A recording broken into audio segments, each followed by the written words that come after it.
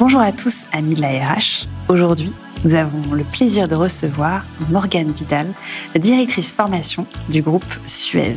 On va donc parler industrie, learning, compétences de demain et surtout, Morgane, de ton parcours qui nous intéresse beaucoup. Parce qu'en creusant un peu, je me suis rendu compte que tu avais un parcours qui était super riche, avec plein de sauts à droite à gauche, dans des univers super différents. Donc, je commence par bonjour. Bonjour à tous. Alors Morgane, la première question, en fait, c'est une question que j'aime beaucoup poser à chaque fois. Est-ce que tu peux me dire quel est le métier que tu voulais exercer quand tu étais toute petite ? Je voulais être danseuse. C'est pas vrai. Danseuse ? Ah, c'est marrant, tu es la deuxième invitée. Il y avait Pauline Kiejman de Kering qui me disait danseuse. Qu'est-ce qui te plaisait dans la danse ?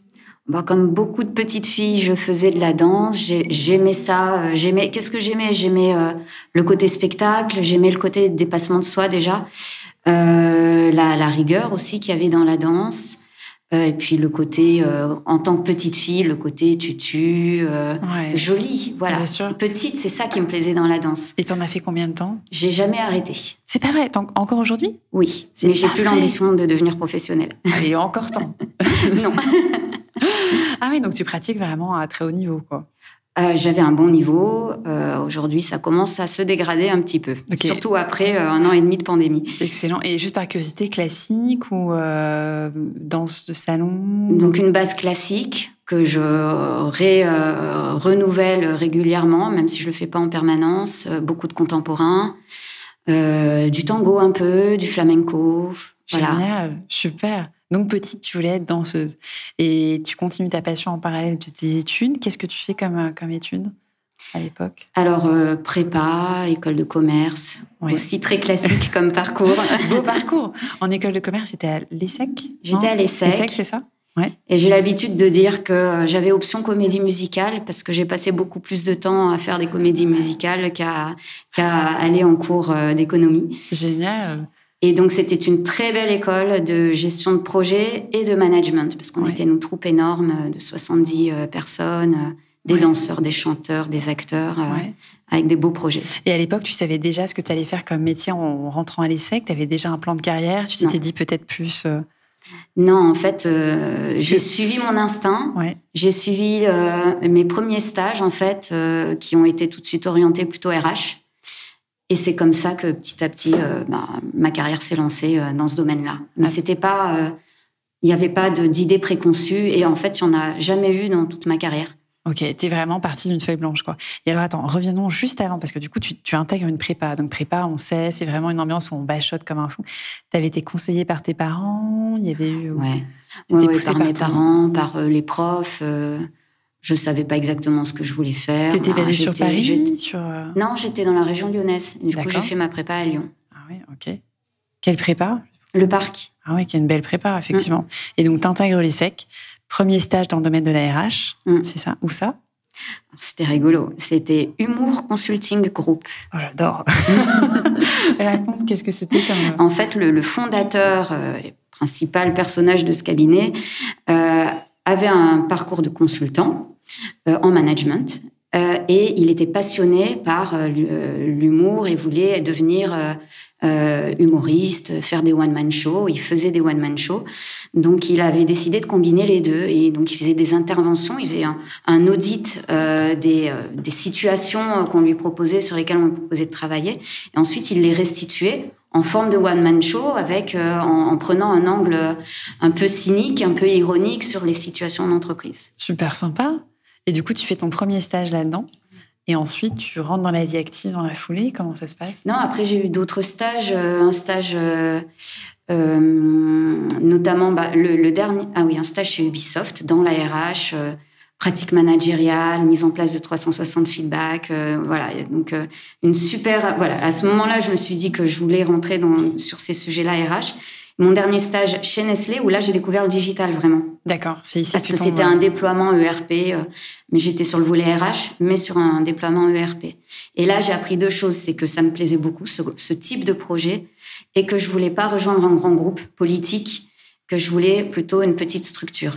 Et c'est comme ça que j'ai décidé de rejoindre un petit cabinet de conseil en RH. Oui, c'est ça. À l'époque, c'était du coup SIA. SIA, qui est devenu qui maintenant n'est plus un petit cabinet, mais à l'époque, on était 75 quand j'ai rejoint SIA et moins de 10 femmes. C'est pas vrai. Ah ouais. Et donc là, tu arrives avec une mission en particulier, tu as une feuille de route. J'arrive avec une mission. Ils m'ont embauchée pour une mission chez EDF sur la mise en place, refonte des processus mobilité, GPEC, avec les premiers projets d'anticipation GPEC, d'évolution des métiers, des départs à la retraite, des compétences, etc. On était en quelle année à peu près 2005. 2005, oui. On commençait à parler vraiment des GPEC. Ouais. On commençait et surtout à l'outiller avec des outils prévisionnels de ce type-là.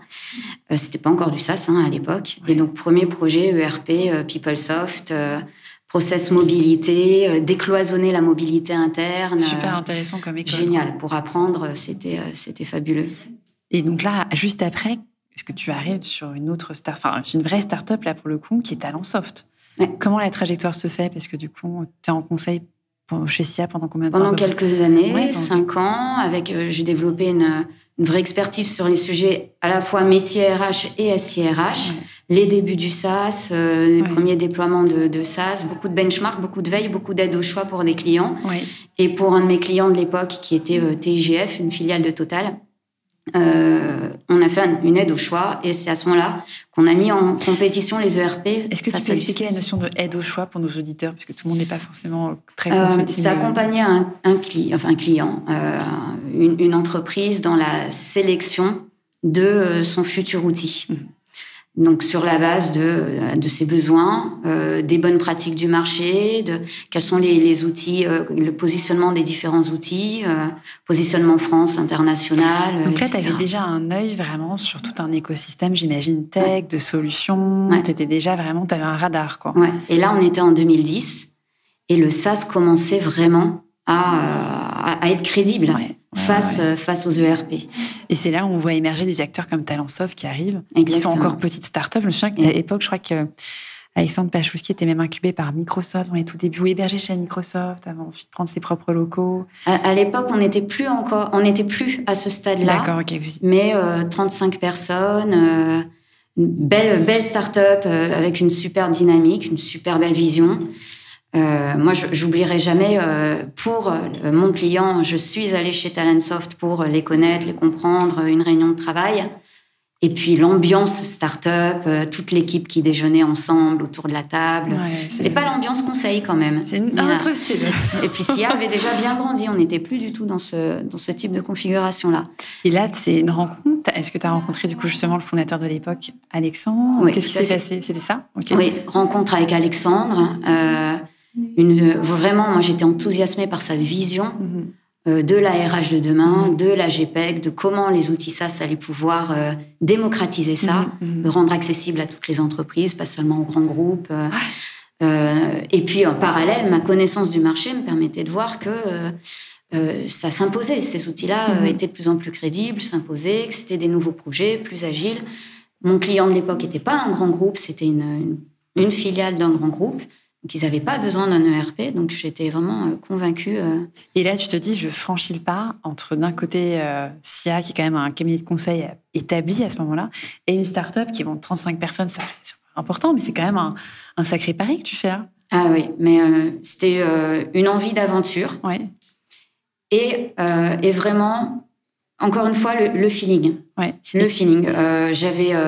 J'étais vraiment convaincue par le discours d'Alexandre et la vision d'Alexandre. Et là, qu'est-ce que tu viens apporter? C'est ta maîtrise des process, ton organisation, ta structure? Quel est ton... Déjà, mon expérience projet, parce qu'avec mes 5 ans d'expérience de gestion de projet en conseil, j'étais une des plus expérimentées quand j'ai rejoint l'équipe projet de Talentsoft à l'époque. J'étais pas complètement la seule, mais...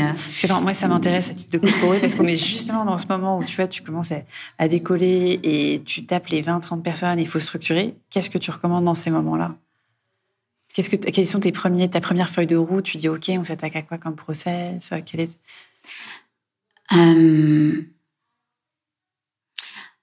difficile comme question. En fait... J'ai pas essayé de structurer dès le début. J'ai essayé de comprendre comment ça marchait dans cet univers qui était quand même nouveau pour moi. J'ai découvert donc moi, mon conseil, c'est d'être humble et d'être à l'écoute et d'être curieux. Et puis en plus, j'ai toujours ce côté pas avoir peur de mettre les mains dans le cambouis. Donc j'aurais pu en tant que consultante, arriver en disant, moi, je sais comment ça se passe. Et puis, c'est pas à moi de faire ceci, de faire cela. En fait, ce qui était génial et que je n'avais pas pu faire avant dans le conseil, c'était que j'étais assise à côté d'un développeur, je me rappelle, j'oublierai jamais, bonjour Julien Play, qui était un des jeunes développeurs talentueux de l'époque. On était tous les deux à co-développer le module recrutement, moi avec les besoins de mon client.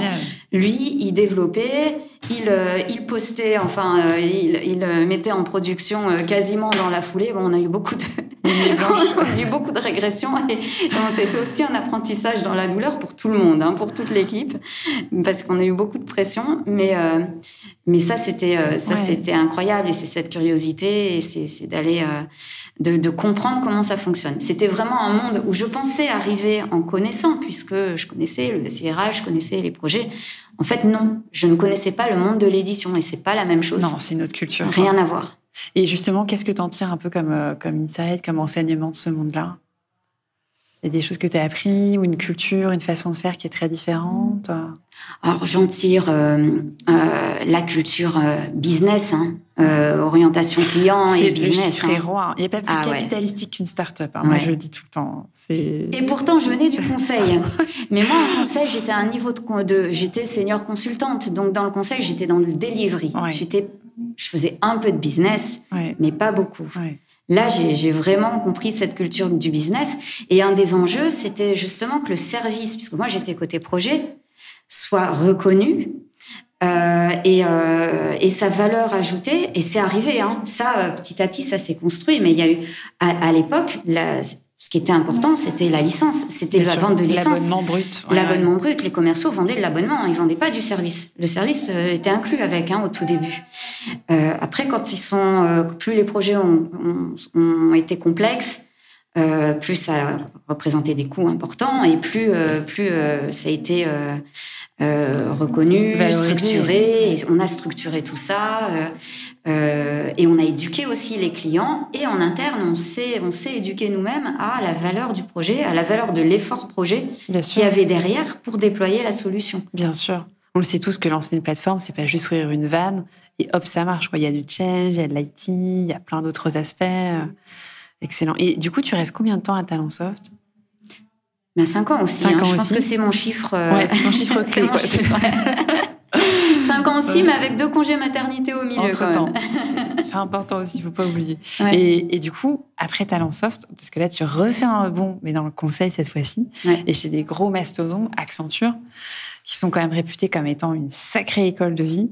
Qu'est-ce qui était plus dur? Je pose la question politiquement incorrecte, mais Accenture ou Talentsoft? Parce qu'entre une start-up qui décolle et un gros cabinet de conseil, les deux sont épuisants. Les deux sont des énormes challenges, mais il n'y en a pas un qui a été plus dur que l'autre. C'est vrai? Franchement, l'apprentissage chez Talentsoft, les deux ont été des écoles incroyables. D'accord. L'apprentissage chez Talentsoft, c'était du self-made man, parce qu'on apprenait en faisant. Donc plus les projets grossissaient, plus les clients grossissaient, plus c'était complexe, plus on devait structurer, et à chaque fois on se prenait des baffes. Et vraiment, on s'est pris des grosses baffes. Pas moi toute seule, mais il y a eu des moments très durs. Alexandre s'en rappellera aussi. On a eu des moments très durs ensemble. Et donc c'était beaucoup d'énergie, beaucoup de succès, beaucoup de victoires et donc beaucoup de plaisir par rapport à ça. Et puis surtout, on voyait tout se construire. Donc voilà, ça c'était magnifique. Mais beaucoup d'énergie. Et arrivé chez Accenture, c'était pas la même dynamique, évidemment. Il y avait d'autres challenges. Je me retrouvais dans un groupe international, culture anglo-saxonne, donc très processé, avec beaucoup de compliance, beaucoup de reporting à faire, une culture très, très forte. Excessivement forte. Il commençait à s'ouvrir. Il commençait à s'ouvrir à l'époque à des profils non issus d'Accenture. Et justement, j'ai été bien accueillie parce qu'ils avaient envie, la plupart des gens que je rencontrais avaient conscience que pour Accenture, pour évoluer, ils avaient besoin de se diversifier culturellement et d'avoir des profils comme moi qui avaient vécu d'autres choses, qui connaissaient le monde des startups, qui connaissaient le monde du SaaS, qui étaient donc du coup sur des cycles rapides d'innovation, de créativité. Tout ça, c'était très précieux pour Accenture. Et maintenant, ils sont même passés en mode acquisition externe ultra intensive depuis une dizaine d'années. Ils passent leur temps à racheter pour justement avoir des talents. Oui. Et effectivement, j'ai vu certaines de ces acquisitions. J'ai travaillé beaucoup avec Fjord, qui est l'agence de design d'Accenture, avec Octo. Qui est le cabinet vraiment spécialisé dans le digital, la data, etc. Et comment s'est fait, juste par curiosité, ton arrivée chez Accenture? Tu bossais pour Talentsoft, tu mettais en place peut-être un Talentsoft chez Accenture et hop, tu as été hameçonnée ou Pas chez Accenture, mais là aussi, c'est une rencontre. Je travaillais au déploiement de Talentsoft chez un client en partenariat avec Accenture. C'était la première fois que Talentsoft était sous-traitant d'un grand cabinet de conseil de ce niveau-là, sur un énorme projet où il y avait transformation globale RH, déploiement d'HR Access porté par Accenture, déploiement de Talentsoft où nous, on était nos propres intégrateurs, mais embarqués dans l'équipe Accenture. Okay. Jusque-là, on avait toujours été autonomes. Là, on était embarqués dans une équipe et là, j'ai découvert la force d'Accenture, la machine de guerre. Et une équipe très soudée, très forte, et un partenaire Accenture, Philippe Cohen, qui était hyper bon en direction de projet. Il gérait des projets de plusieurs millions d'euros. Moi, petite directrice de projet Talentsoft, on en était loin encore à cette époque-là. Il avait une relation avec le client qui était vraiment... Moi, j'étais en admiration devant Philippe Cohen. Et donc, là aussi, ça m'a fait réfléchir. Je me suis dit, voilà, j'avais l'impression de stagner un petit peu sur ce que j'avais appris. Et puis, j'avais envie de continuer. Moi, j'ai toujours aimé le projet. J'avais envie de continuer à progresser sur de la gestion de projet. Et je me suis dit que j'apprendrais plus auprès de personnes qui avaient justement ça à me transmettre. Plutôt que d'apprendre toute seule dans mon coin et de continuer à me prendre des baffes toute seule. Moi, je me suis pris des baffes aussi chez Accenture. mais je cherchais ça chez Accenture. Des personnes qui avaient... une expérience de ces grands projets de transformation. Qui allait t'apprendre à aller encore plus loin, encore plus grand. Et du coup, tu arrives chez Accenture et là, ton rôle, c'est de gérer des projets de type SaaS, c'est ça? Pas du tout. Non, du tout. Pas du tout. Parce que le déclencheur, ça a été ça. Et par contre, je ne voulais pas m'enfermer dans une expertise SIRH. Ouais, t'étiqueter à vie. Exactement. Donc, dès mon entrée chez Accenture, j'avais demandé à être dans le conseil métier. Donc, je suis revenue plus sur du soft et pas sur les équipes SIRH. Et donc là, tu reviens sur les compétences. Et donc là, j'étais sur, effectivement, mon première mission chez Accenture, c'était pour Orange, avec toute une réflexion sur l'évolution du management des compétences, des référentiels de compétences, comment innover sur cette gestion des compétences. Et là, on est en quelle année? C'était 2015. Donc à l'époque, c'était Bruno Mettling, non? C'était en DRH. Est-ce que c'était lui où il est parti à ce moment-là, quasiment? Non, c'était encore un petit peu lui au début. C'est vrai qu'à cette époque, il y avait une grosse réflexion sur ces thématiques. Et du coup, là, pour le coup, tu restes encore, on me dit, 5 ans? Non. Et non. Là, j'ai eu une autre rencontre qui m'a fait accélérer mon rythme. Et là, on est en 2019 et tu rejoins Suez. Exactement. Et la rencontre, c'est...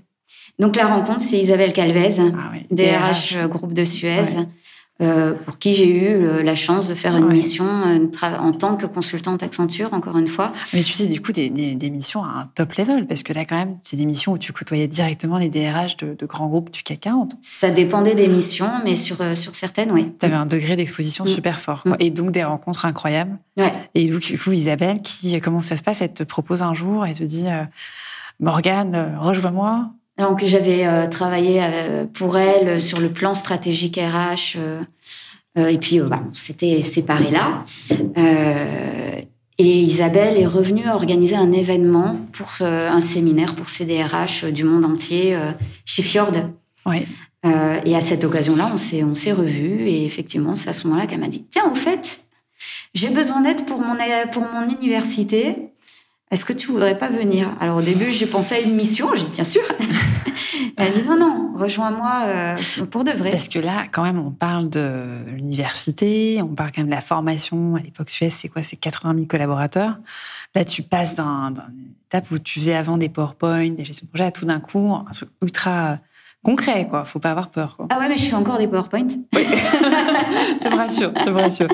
Et là, du coup, tu dis go, je relève le challenge. Et tu démarres. Ah oui, j'ai pas hésité longtemps. C'était un groupe. En fait, quand j'avais fait la mission chez Suez, je m'étais dit, si un jour je quitte le conseil, c'est pour rejoindre un groupe comme ça. J'avais déjà adoré, j'avais trouvé que c'était passionnant, les métiers de ce groupe, le positionnement sur l'environnement, des challenges incroyables sur l'évolution des métiers. On avait parlé de camions autonomes, etc., avec Isabelle, et de l'impact sur les compétences. Mais après coup, j'ai découvert qu'il y avait tellement d'autres choses, c'était pas que ça. Et les personnes, voilà, encore une fois. Et quelle est ta feuille de route? Parce qu'à l'époque, j'imagine, on est en 2019, ça doit pas être encore, la formation n'était peut-être pas encore très digitalisée ou peut-être très centrée sur du réglementaire, de la tech, la santé. Tu te dis quoi? Je m'attaque à quoi en premier? Quelle est ta... Alors, sur ma feuille de route, ça a été un peu une évidence parce que quand je suis arrivée, peut-être quelques semaines après mon arrivée, le nouveau CEO de Suez à l'époque, Bertrand Camus, diffusait sa stratégie. Donc, sa vision stratégique, son plan à horizon 2030. Et donc là, j'arrivais, moi, l'académie existait, il y avait déjà toute une structure en place sur laquelle je pouvais m'appuyer, mais effectivement, beaucoup de présentiel et un lien avec le business qui était pas suffisamment fort, qui dépendait un peu des personnes. Dans certains cas, ça marchait bien, dans d'autres cas, un peu moins. Et là, l'évidence, ça a été de prendre les piliers du plan stratégique et de voir et de rencontrer les différents interlocuteurs business, que ce soit sur le digital, la directrice digitale du groupe, sur les sales, sur l'environnement, et de se dire comment est-ce qu'on peut, avec la formation, supporter l'ambition Donc toi, tu relis vraiment la formation aux enjeux business, à la feuille de route stratégique du groupe, quoi. Complètement. Ouais. Complètement, parce que c'était le positionnement du groupe, parce que le groupe étant relativement décentralisé, il y avait déjà tout un socle de formation opérationnelle et compliance aussi, tout ce qui était santé, sécurité, qui était très bien géré localement. Donc ils n'avaient pas besoin du groupe pour assurer ces formations-là. Nous, ce qu'on a apporté au niveau groupe, c'est cette vision stratégique et une orientation commune pour soutenir cette stratégie. Je comprends. Et ton équipe de départ, elle était comment? Et tu l'as fait évoluer avec le temps? Oui, je l'ai fait évoluer un petit peu, à la fois dans l'organisation. J'ai mis en place une partie transverse. Parce c'était vraiment organisé en silo par académie. Et là, j'ai mis en place une partie opération transverse en charge. On a créé une e-learning factory pour développer nous-mêmes, être autonome dans le développement de nos e-learning, gestion du LMS et du catalogue groupe. Donc ça existait déjà, mais c'était en pleine transformation. On a professionnalisé tout ça. Voilà, en termes d'évolution. Et puis, j'ai recruté quelques personnes. Tu as eu la possibilité de lancer des recrutements. Ouais. Ça, c'est quand même le top. Ouais. Quand tu peux choisir et composer. Et tu es allé sur des recrutements, sur des compétences en particulier, des profils qui allaient être indispensables? Un profil innovation, gestion de projet, orientation business. Un petit peu des profils proches de moi. Oui, ça sent un peu la symétrie. Ok, je vois. Donc, que j'avais rencontré dans mon parcours de consultante d'ailleurs. Ok, tu as fait ton propre sourcing. Non, mais c'est sympa quand on peut composer ou recomposer aussi un peu son équipe et retravailler un peu les compétences, quoi. C'était bien de pouvoir faire les deux. J'avais aussi des gens qui étaient dans le groupe depuis longtemps, qui connaissaient très bien les interlocuteurs formation, les interlocuteurs métiers. Donc, il y avait des bases très solides déjà. Top. Et j'ai apporté un regard plus sur l'innovation, la gestion de projet, beaucoup. Très processé, très... C'était pas forcément très processé, mais c'était plus ça manquait de structuration de projet. Et pour une entité de service, de service interne, c'est la clé. C'était la clé. Bien sûr. L'académie était trop déconnectée des entités. de nos interlocuteurs locaux sur le terrain. Il y avait déjà de l'innovation à l'académie, mais qui répondait pas forcément, qui se faisait pas avec. Je comprends. Pas du co-design. Parce que vous n'êtes pas une BU à part entière avec un PNL, etc. Oui, donc il faut vraiment embarquer le métier pour que le métier soit convaincu finalement des vertus des formations que vous proposez, quoi. Et sur les thématiques que tu proposais, alors je sais que tu parlais tout à l'heure de l'environnement, je sais que ça fait partie vraiment des thèmes phares pour vous depuis le début. Comment tu t'es positionné? Parce que là, aujourd'hui, ça y est, cette année, tout le monde s'interroge un peu sur le monde de demain, l'environnement. Est-ce que tu as eu des initiatives que tu as menées qui ont été intéressantes, qui ont porté leurs fruits? Oui, ça a été mon plus beau projet. C'est vrai. En tout cas, mon bébé, ce projet-là, depuis que je suis arrivée, sur le déploiement de la fresque. Alors, fresque inspirée de la fresque du climat, mais customisée Suez. Et ça a été facile de le lancer, encore une fois grâce à Isabelle, parce que au moment peut-être un mois après mon arrivée, il y avait les valeurs du groupe qui étaient diffusées. Elles n'existaient pas avant, ces valeurs, dont la première valeur était la passion pour l'environnement. Et en discutant avec Isabelle de comment on allait travailler sur les valeurs, la culture, ce qui est ressorti, sa demande, ça a été de me dire, on veut engager tout le monde autour de cette valeur-là, parce que c'est la valeur clé du groupe, c'est l'ADN du groupe. Donc, il faut qu'on fasse quelque chose de fort et on va commencer par celle-là. Et donc, elle m'a dit, propose-moi quelque chose. Et pile à ce moment-là, il se trouve que par hasard, je déjeunais avec un ancien collègue d'Accenture que j'avais pas vu depuis longtemps, qui avait quitté Accenture et qui est un des membres de la fresque du climat, Frédéric Joly, et qui m'a parlé de ce qu'il faisait à la fresque du climat. Et je me suis dit, mais c'est génial ça.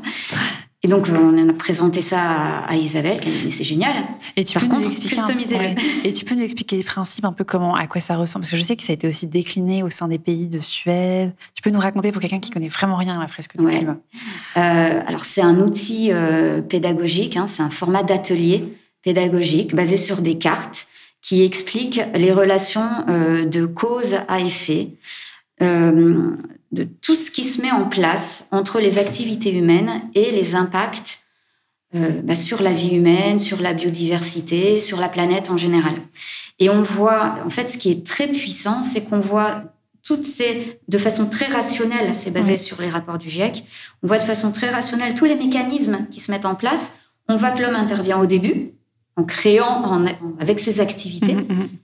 Et puis on voit que derrière, il y a plein de choses qui se passent, sur lesquelles on n'a pas forcément beaucoup la main, et voilà l'impact que ça a au final sur le climat et les impacts du réchauffement climatique sur notre écosystème. Excellent. Et au final sur l'homme, sur la vie humaine, etc.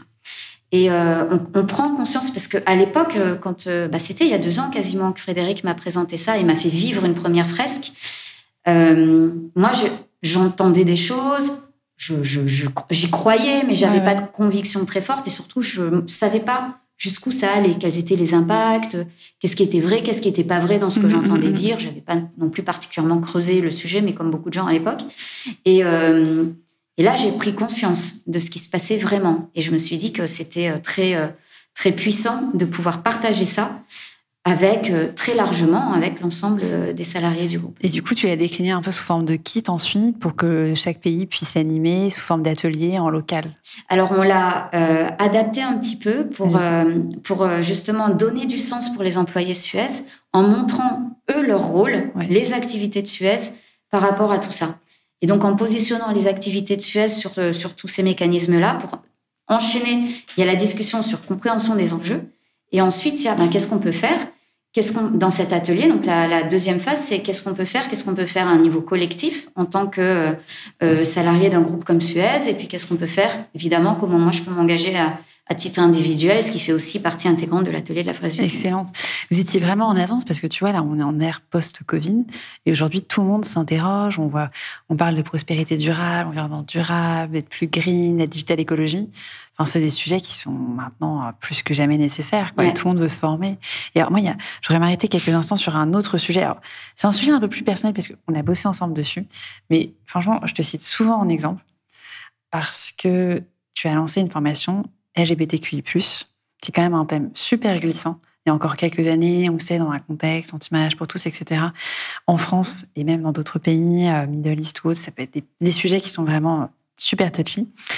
Et moi, j'ai pas mal de partenaires qui s'interrogent sur comment est-ce que je me lance, à quel moment. Est-ce que tu peux juste nous raconter la genèse de ce projet qui est quand même ultra inclusif, qui est aussi beaucoup poussé par des générations comme les Gen Z qui veulent une entreprise plus gender-friendly, etc.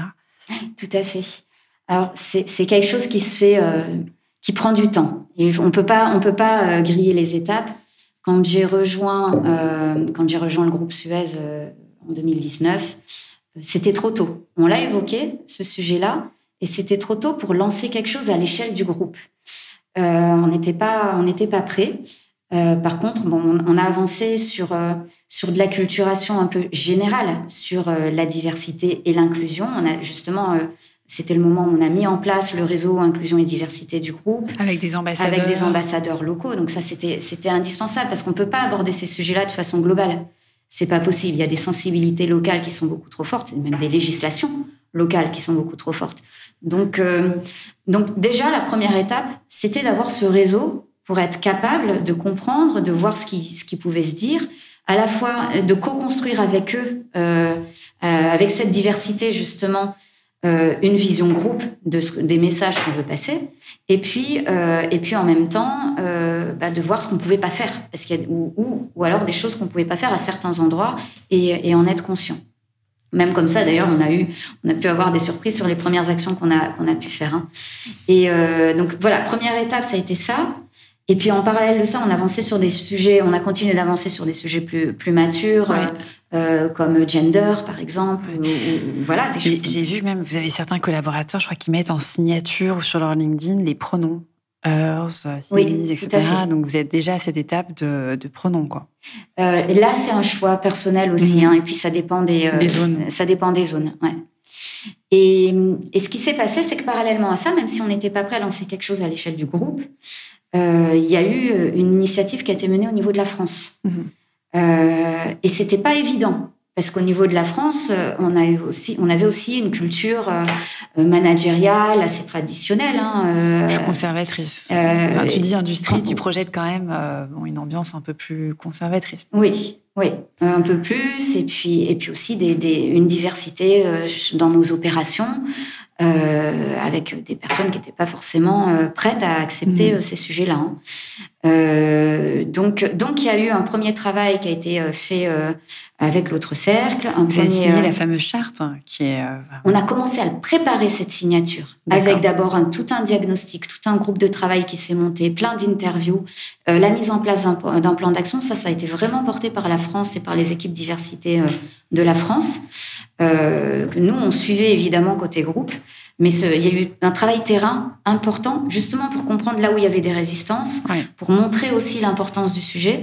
Et effectivement, on avait prévu de signer la charte de l'autre cercle plus vite. Et finalement, on a attendu que ce travail ait été fait pour pouvoir signer et communiquer officiellement sur quelque chose, sur ces fondations. C'est intéressant ce que tu dis. Finalement, il y a une vraie question un peu de momentum, quoi. Oui. Pas précipiter les choses, prendre le temps de choisir bien le timing et ensuite se lancer, quoi. Et du coup, parce que là, j'ai parlé de développement durable, on a parlé d'inclusion, il y a d'autres tendances comme ça, parce que là, pour le coup, c'est vraiment des sujets qui sont de plus en plus émergents et beaucoup de gens souhaitent s'en saisir. Est-ce que toi, à ton poste un peu d'observatrice, est-ce que tu vois d'autres trends, d'autres topics qui font un peu... Sur l'inclusion ou au-delà? Même au-delà. Au-delà. Pour moi, au-delà, c'est toute cette réflexion sur l'agilité des organisations. La résilience, évidemment, et l'agilité. Donc, l'agile, c'est loin d'être nouveau.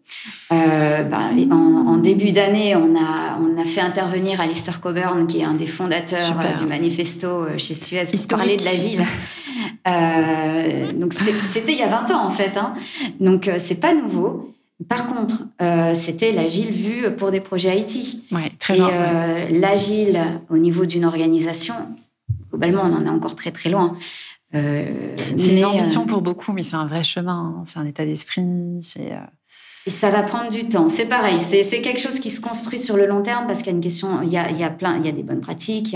Il y a de la méthodo, mais il y a aussi une culture qui est essentielle et qu'on peut pas amener comme ça. Et puis et puis, ça peut pas s'appliquer comme ça de façon théorique à tous les métiers. Bien sûr. Quand on construit un incinérateur, on le fait pas en mode agile, on le fait sur du long terme.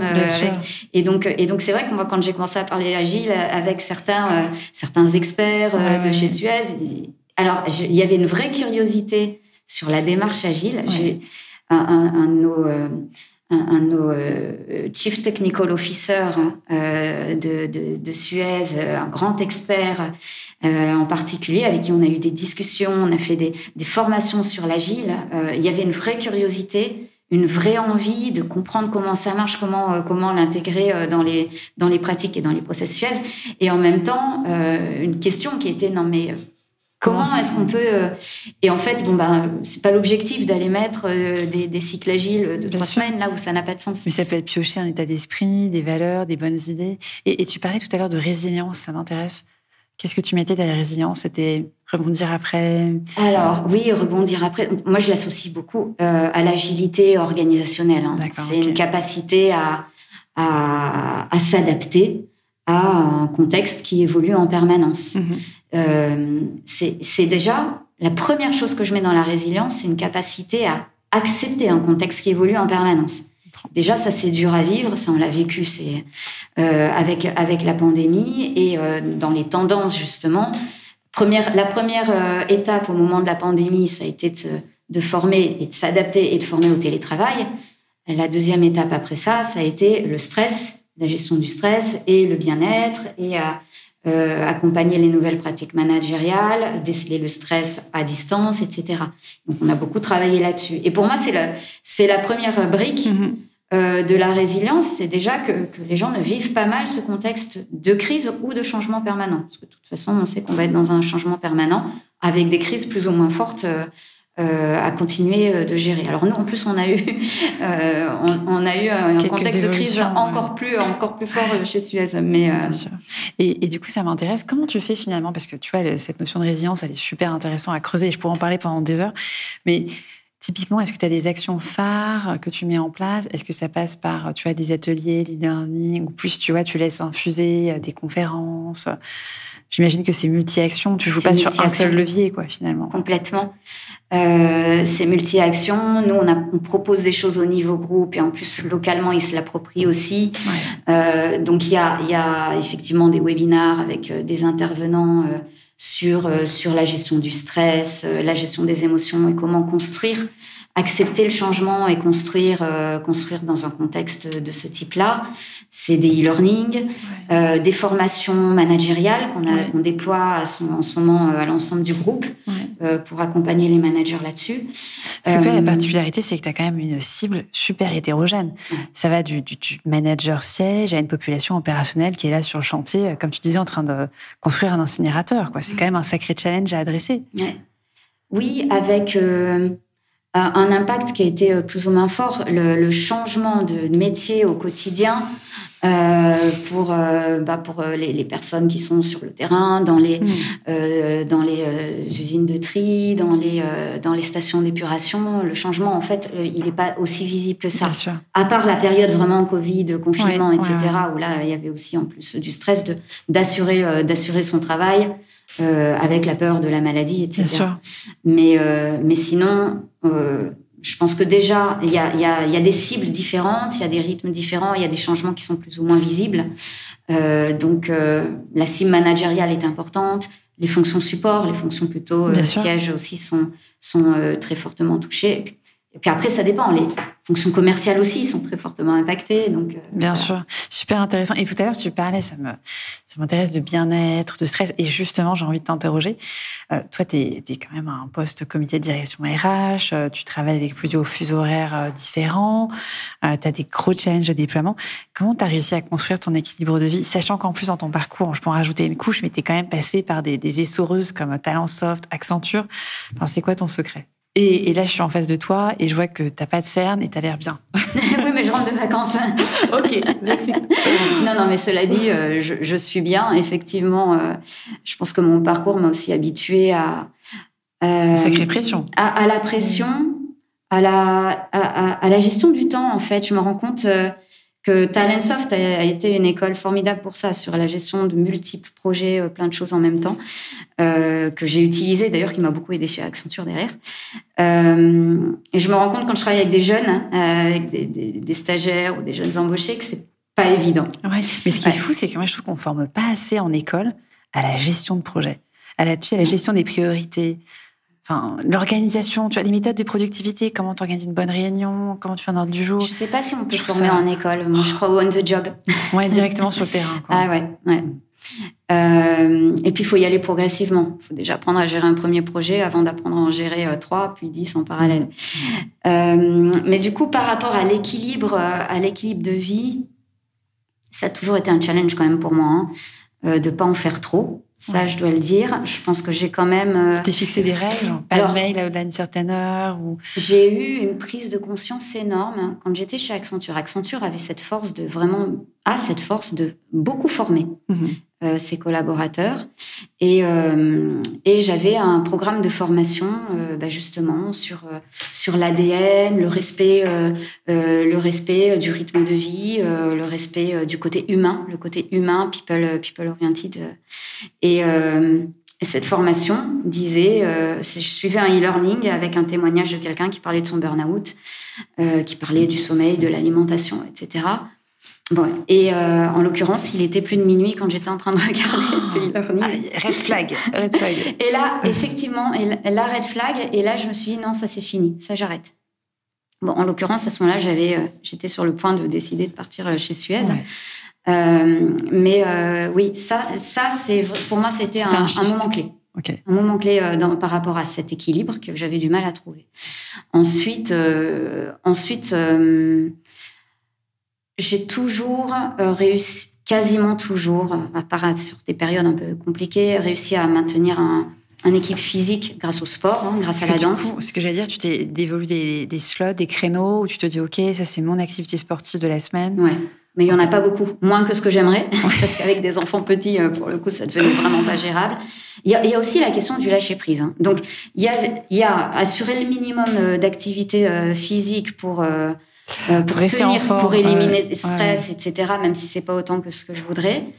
Et puis, j'ai un côté un peu excessif, peut-être, donc toujours tout vouloir bien faire. Et j'ai progressé sur le lâcher-prise. Alors là, ça a été plus avec la crise Covid. Ah oui, c'est vrai ? Le début du confinement, à devoir assurer l'école à la maison. Les enfants. Et puis, on était en plein moment où il y avait besoin de switcher le learning pour faire du e-learning, pour accompagner tout le monde sur le télétravail. Évidemment, on avait quelques contenus, mais pas grand-chose. Il fallait réorganiser toute mon équipe sur l'accompagnement de cette priorité-là, faire de la curation, trouver les contenus, sortir des choses, vraiment des choses qu'on ne faisait pas du tout. Donc, j'avais cette pression-là. Et gérer l'école à la maison, objectivement. Bien sûr, un vrai chaos. Et puis le non-stop télétravail derrière un écran, on n'était pas habitué. Et pourtant, j'en faisais beaucoup du télétravail. Et franchement, quand on m'a dit, tu vas bosser à la maison, je me suis dit, je sais faire, c'est bon, il n'y a pas de problème. J'adore ça. Ouais, mais non, mais j'étais pas préparée à bosser dans ces conditions-là à la maison. Et donc là, à un moment, au bout d'une semaine, j'en pouvais plus. Et je me suis dit, OK, lâcher prise. Et si mes enfants ne suivent pas, parce qu'en plus j'en avais un à la maternelle, donc, vraiment bas âge, les exercices que nous donnait la maîtresse, fallait être à côté. C'était pas, tu fais ça, je reviens dans 1 heure pour voir si tu l'as fait. Surtout en maternelle, ça marche pas. Donc là, j'ai dit, c'est pas grave. Effectivement, en plus, il est qu'en maternelle. On va éveiller, on va continuer de l'éveiller différemment, mais je fais pas. Voilà. Et à un moment, il faut accepter de ne pas faire. Il faut faire des choix, effectivement. Et du coup, toi, ton équilibre aujourd'hui, c'est du sport, pas de nuit nocturne jusqu'à minuit. Ça m'arrive, mais ça ne me gêne pas. Quand même, mais peut-être choisi dans des moments choisi ou en tout cas sur des sujets qui me tiennent à cœur. Ouais. Et ça ne me gêne pas du tout, ponctuellement, d'en faire. Et le week-end, ponctuellement, ça peut être 1 fois ou 2 par semaine, ou moins, ou plus. Quand même. Oui, parce qu'il y a quand même... On passe beaucoup de temps en réunion et il y a quand même beaucoup de choses à produire. Ouais. Et je continue de produire moi-même. Ce que j'allais dire, c'est que tu continues à mettre les mains dans le cambouis. Ça, c'est quand même un truc qui reste.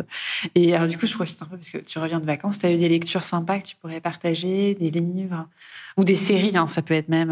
on a déjà partagé des films, des séries.